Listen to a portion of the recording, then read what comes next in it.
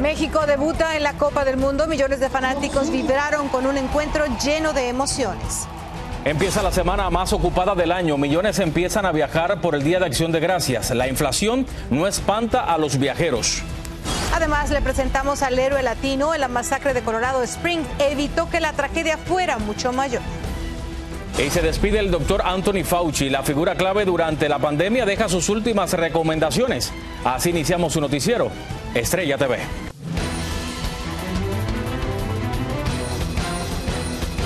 Hola, ¿qué tal? Muy buenas tardes. Bienvenidos a su noticiero Estrella TV. Les saluda Palmira P. Y yo soy Abel Álvarez. Gracias por acompañarnos.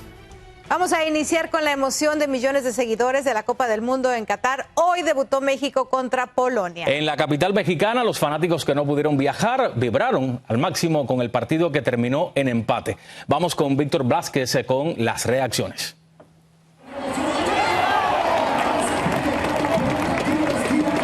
En México se vivieron momentos de tensión y angustia. La afición azteca se reunió para ver a su selección jugar contra Polonia. Estaba atenta. El anhelo por festejar el gol se notaba. Él se comía las uñas de nervios.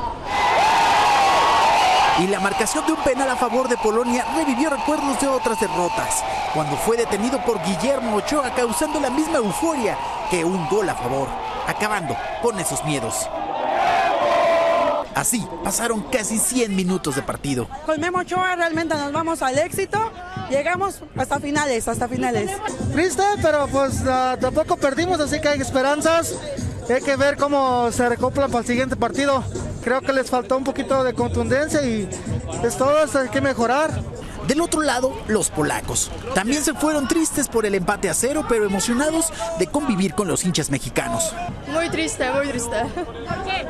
Porque queríamos ganar, ¿sí? Como vosotros. A pesar del resultado, este hombre no dejó de ondear la bandera. Con todas sus fuerzas y sin cansancio, la mantenía en el aire. Lástima que los fuimos con el empate, pero pues vi también el árbitro como que estaba mucho de su lado. Como que pues fue lo único que faltó. Sin importar el rayo del sol, la afición mexicana no dejó de alentar a su equipo. Para ellos, ya vendrá otra oportunidad de ganar. Aunque México se esperaba que ganara, ahora la fe está puesta el próximo sábado 26, cuando la selección mexicana se mida contra Argentina, uno de los rivales más fuertes del Grupo C. En Ciudad de México, Víctor Blázquez, Noticias, Estrella TV. Y quienes aún siguen impactados porque sucedió lo impensable son los aficionados argentinos. Lo que empezó como una alegría terminó como una tragedia al perder por 2-1 contra Arabia Saudita. En Buenos Aires, la desazón fue tremenda al concluir el encuentro. La verdad, increíble porque la selección venía haciendo una buena pretemporada, teníamos muchas expectativas, realmente era uno de los rivales más fáciles que teníamos, así que increíble esto que pasó. Se notó Argentina, sobre todo en el segundo tiempo, bastante más desmejorado, pero bueno, ahora hay que cambiar un par de cositas para el partido contra México. La derrota del albiceleste es una de las más grandes en la historia de los mundiales. Llevaba 36 partidos sin perder y llegó como favorita para ganar la Copa. Bueno, y vamos a cambiar de información y le cuento que un terremoto de magnitud 6.2 estremeció esta mañana la costa de Baja California, en México.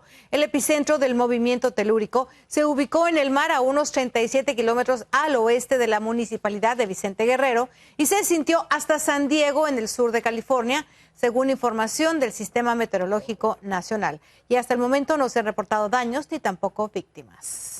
En más información, esta temporada es una en la que más estadounidenses viajan en el año y obviamente las terminales aéreas se llenan. Y aunque los precios de los boletos están por las nubes, millones de personas no renunciaron a pasar tan especial fecha con sus familias. En Miami, Anthony Belchi nos habla de lo que se espera. Cerca de 55 millones de personas viajarán con motivo del fin de semana largo por el Día de Acción de Gracias y los aeropuertos de todo el país ya empiezan a notar una mayor afluencia de pasajeros. Son los días con mayor movimiento de todo el año. Esta semana justamente es la semana más ocupada del aeropuerto. Ahora empieza un periodo bastante largo hasta las Navidades, hasta fin de año, pero esta definitivamente siempre ha sido la semana de mayor volumen de pasajeros en la historia del aeropuerto. Será el primer día de Acción de Gracias sin restricciones por la pandemia, pero con una inflación por las nubes, muchos de los pasajeros han tenido que apretarse el cinturón porque los precios de los billetes han subido más del 30% o incluso más. Los billetes carísimos. pero como todo, ¿no? Pero hay que viajar, ¿no? Hay que viajar, hay que disfrutar y hay que vivir, ¿no? Porque no se sabe lo que va a pasar mañana. Pues sí, pese a los precios más caros que nunca, muchos quieren aprovechar para descansar con unas merecidas vacaciones. Ay, sí, voy a aprovechar mi Black Friday, estoy súper emocionada y me voy para Madrid. En aeropuertos como este, Miami, ya hay un flujo mayor de pasajeros, prefieren viajar antes de tiempo para evitar largas esperas y posibles colapsos. Hay bastantes personas, o sea que hay bastante gente viajando. Quiere decir que va a ser un fin de semana bastante movido. A pesar de las amenazas de cancelaciones por el temporal en el norte del país o por falta de personal, por suerte todo funciona con normalidad. Así que hasta el momento estamos operando de manera normal y todas las aerolíneas están contribuyendo a que así sea. Con todo, recomiendan llegar con antelación al aeropuerto, especialmente en estos días, porque se espera un gran volumen de pasajeros. Desde Miami, Florida, Anthony Belchi, Noticias Estrella TV. Gracias, Anthony, por ese reporte. Pero miren, los que no van a salir de viaje se van a quedar en su hogar y desgraciadamente las familias que se van a poder reunir, muchos no podrán llevar la suficiente comida a su mesa por precisamente la inflación en este Día de Acción de Gracias. Bueno, por ello requerirán de organizaciones que donan tiempo y también alimentos, como nos dice Ángela González desde Nueva York. Este Día de Acción de Gracias será diferente para muchas familias hispanas, pues cada vez son más los que dependen de donaciones para poner comida en su mesa y que sin importar el frío, llegan desde muy temprano para ponerse en fila y esperar por horas a que les toque un turno. Sí, es mucho más difícil porque pues el apoyo nos ayuda bastante a la familia en casa, mayormente los que somos ama de casa. La inflación ha alcanzado a los bancos de comida que han tenido que repartir menos alimentos y este año tuvieron que sustituir el pavo por pollo. Pero agradeciendo el gesto, la familia de Claudia se prepara para una cena diferente. Voy a preparar pollo, lo que nos dieron, pollo, papas, zanahoria. Muchas gracias. Para Pedro Rodríguez, organizador de estas donaciones y director de la jornada, la situación económica actual del país lo ha empujado a un sinsabor que no lo deja ayudar como quisiera. Este año estamos dando la mitad de la comida que hicimos el año pasado, debido a que no hay comida y los costos son increíbles. Me siento un poquito triste, un poquito feliz de que por lo menos, sí, vamos a tener 10,000 familias, van a tener comida, pero al mismo tiempo no es una cosa muy fácil que hacer. Aún con menos comida y más gente en la fila, las familias con carritos y bolsas que esperan llenar no paran de llegar. El costo de los ingredientes de la cena de Acción de Gracias se ha incrementado en promedio en un 20% y el pavo además escasea por brotes de gripe aviar. Desde Nueva York, Ángela González, Noticias Estrella TV. Bueno, y mientras muchas familias aún están preparando la cena para este fin de semana, el país sigue conmocionado por el mortal ataque en un popular centro nocturno para la comunidad gay, esto en Colorado. Mientras tanto, siguen lloviendo los elogios para un veterano hispano que sin pensarlo 2 veces detuvo al agresor. María Teresa Sarabia tiene el reporte. 3 días después del tiroteo masivo en el bar gay Club Q en Colorado Springs, que dejó 5 muertos y 17 heridos, los investigadores tratan de determinar si se trató de un ataque de odio, lo que en ese estado se conoce como crimen motivado por prejuicios. Hasta el momento, el sospechoso Anderson Lee Aldrich, de 22 años, sigue hospitalizado, se niega a cooperar con la policía y enfrenta 5 cargos de asesinato. Las autoridades reconocieron que el ataque pudo terminar con un horrendo saldo mortal, lo que impidió Richard Fierro, valiente veterano hispano de 45 años, quien sin pensarlo 2 veces se dirigió al punto de donde surgían los disparos. And I needed to save my family. And that family was, at that time, everybody in that room. And that's what I was trained to do. I saw him and I went and got him. Fierro, quien es elogiado como héroe, contó que primero se agachó para evitar ser herido, observó los destellos de los fogonazos y al levantar la vista vio el chaleco antibalas del sujeto. Lo agarró de él y lo azotó en el suelo mientras gritó a otro hombre que alejara el rifle. I'm not happy, I'm not excited. That guy is still alive and my family is not. I tried to finish him. Richard Fierro estaba en el local con su esposa, su hija y el novio de esta, Raymond Green Vance, de 22 años, quien recibió un disparo mortal. Las otras 4 víctimas fueron Daniel Aston, de 28 años, Derrick Rump, de 38, quienes trabajaban en el club, Kelly Loving, de 40, y Ashley Poe, de 35. El año pasado, Anderson Lee Aldrich fue arrestado por presuntamente amenazar en su casa a su propia madre con una bomba Todos se preguntan por qué no se le presentaron cargos de amenazas y crimen de secuestro por esa situación. María Teresa Sarabia, Noticias, Estrella TV. Pobre gente, la verdad. Mire, en más información, el flamante fiscal especial comenzó a todo vapor su investigación en 2 casos que involucran a Donald Trump. El Departamento de Justicia notificó a una corte de apelaciones que Jack Smith ha iniciado su trabajo en las pesquisas sobre los documentos que tenía el expresidente Mar-a-Lago y al mismo tiempo se involucrará en el caso de las acciones tomadas por Trump después de las elecciones del 2020. Bueno, llegamos a una pausa comercial, regresamos con más. Se va el doctor Anthony Fauci, pero nos deja una última recomendación. Justo cuando más se necesitan, hay una alarmante escasez de ciertos medicamentos en el país. Y llegaron como turistas a un país centroamericano y dicen que los trataron como indocumentados. ¿Qué sucedió?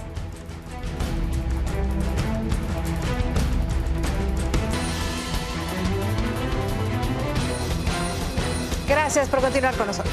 Fíjese que el doctor Anthony Fauci, el principal experto en enfermedades infecciosas del país, brindó una última sesión informativa antes de dejar el gobierno a fines de año.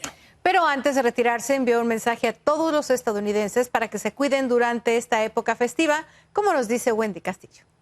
Hola, ¿qué tal? Muy buenas tardes. En un esfuerzo para prevenir muertes y hospitalizaciones, el doctor Fauci insistió en la idea de que antes que inicie el invierno, los estadounidenses deberían ponerse al día con sus vacunas contra el COVID-19 y también contra la gripe. Se acerca el invierno y con él las fiestas de fin de año, la combinación perfecta para un foco de infecciones. Por ello, en su última reunión informativa desde la Casa Blanca, el doctor Anthony Fauci, principal experto en enfermedades infecciosas del país, alentó a que más estadounidenses se pongan la vacuna COVID-19 actualizada, que se enfoca tanto en la cepa original del virus como en 2 subvariantes de Omicron. My message and my final message, maybe the final message I give you from this podium, is that please, for your own safety, for that of your family, get your updated COVID-19 shot as soon as you're eligible. Está previsto que el científico se retire del gobierno el próximo mes de diciembre, después de más de 5 décadas de servicio. I'll let other people judge the value or not of my accomplishments, but what I would like people to remember about what I've done is that every day for all of those years I've given it everything that I have and I've never left anything on the field. El doctor Anthony Fauci, de 81 años, se convirtió en una de las caras más públicas de la respuesta federal a la pandemia COVID-19 en 2020. Sin embargo, es un científico con 54 años de experiencia en el Instituto Nacional de Alergias y Enfermedades, de estos 38 como director. Ha asesorado a 7 presidentes y fue uno de los arquitectos principales del plan de emergencia del expresidente Ronald Reagan para el alivio del SIDA, un programa que ha sido reconocido por salvar 21 millones de vidas y prevenir millones de infecciones por el VIH en todo el mundo. El doctor Fauci, con su desempeño durante todas estas décadas de servicio, nos ratifica que la gestión de la salud debe prevalecer por encima de cualquier partido político. El doctor Fauci dijo que aunque ya no estará al frente del Instituto Nacional de Alergias y Enfermedades Infecciosas, no se jubilará, sino que continuará haciendo avanzar la ciencia y la salud pública, inspirando y orientando a la próxima generación de líderes científicos. Palmira. Muchísimas gracias, Wendy. Y bueno, en momentos en que hay alarma en el país por el brote de enfermedades respiratorias, surge otro problema. Existe una falta de medicamentos precisamente para tratar trastornos comunes como gripe, dolor de oídos y de garganta. Específicamente reportan que hay una severa escasez de Tamiflu para niños y muy poco para adultos. Y la causa no se debe a la fabricación de los productos, sino a una alta demanda, según los expertos. Bueno, y regresamos con más información después de la pausa. Más de 30 personas denuncian haber sido retenidas por días y contra su voluntad en un aeropuerto. Un país sudamericano quiere pasar a la historia como el creador del pesebre más grande del mundo. La cultura cubana está de luto. Fallece en España uno de sus más grandes artistas.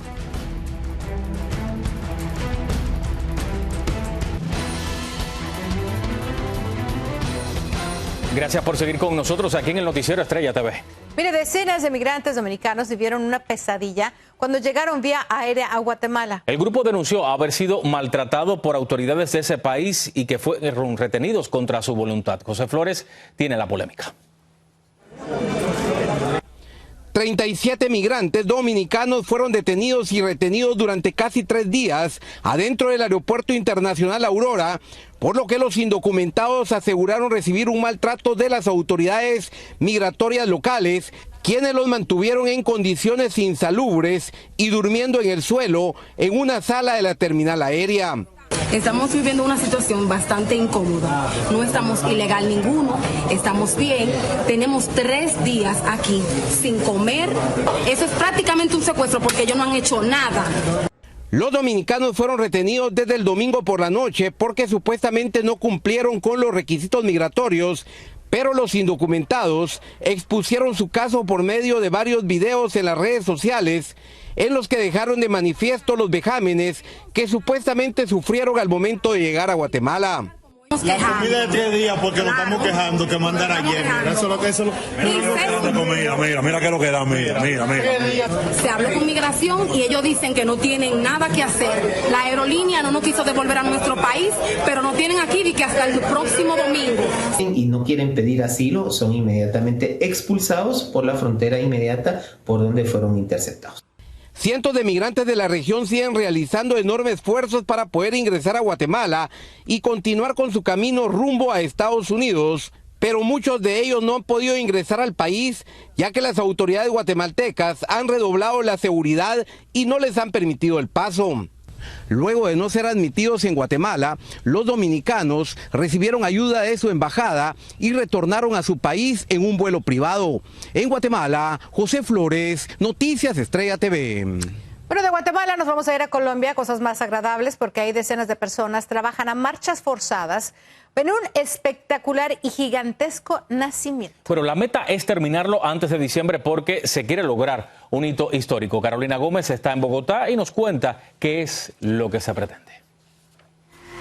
Trabajan a toda marcha y con mucha creatividad.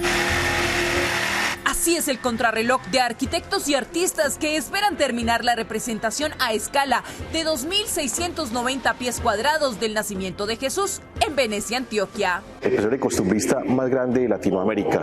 Quería contarles que este pesebre ya fue registrado al Guinness Récord Mundial y la primera semana de diciembre vamos a tener la visita de esta organización y estamos todos con la fe puesta de que vamos a lograr ese reconocimiento, ya no de Latinoamérica, sino mundial. Con 2.300 figuras que representan la cultura antioqueña y bíblica, 370 edificaciones con más de 180.000 tejitas de barro en sus techos, un río en movimiento de casi 82 pies y 160 objetos mecánicos que toman vida y que representan no solo la Sagrada Familia, sino partes bíblicas como el Arca de Noé, el bautismo de Jesús y la mano de obra campesina trabajando. Este año tenemos una cosa muy linda y es que la villa navideña está creciendo. Hay un centenar de nuevas edificaciones, hay un centenar de nuevos habitantes, acompañado de mucho movimiento. Un pesebre que es la admiración de niños y grandes. Tan solo el año pasado tuvieron 240.000 turistas que llegaron atraídos por la magia y creatividad de esta representación,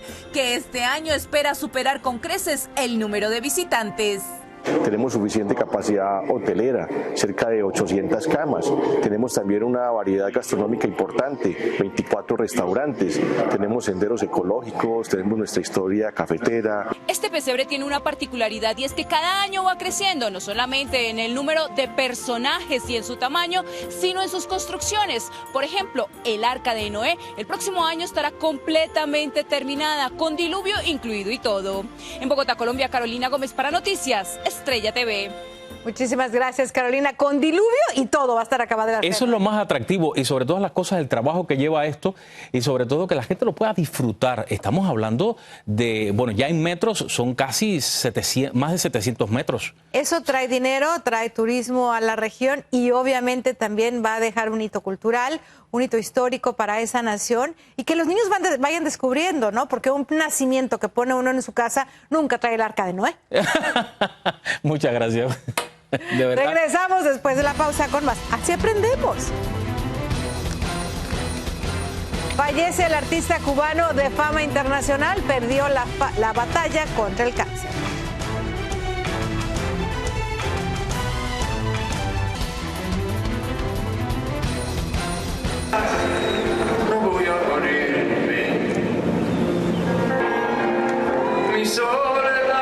Cuba llora a Pablo Milanés, una de sus más grandes figuras, quien fue víctima del cáncer en Madrid, España.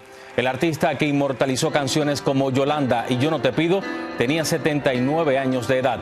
Milanés nació en Bayamo, Cuba en 1943 y comenzó a cantar desde que era un niño. Cuando tenía 6 años ganó un concurso en la radio y con él corrió por todo el mundo. En paz descanse.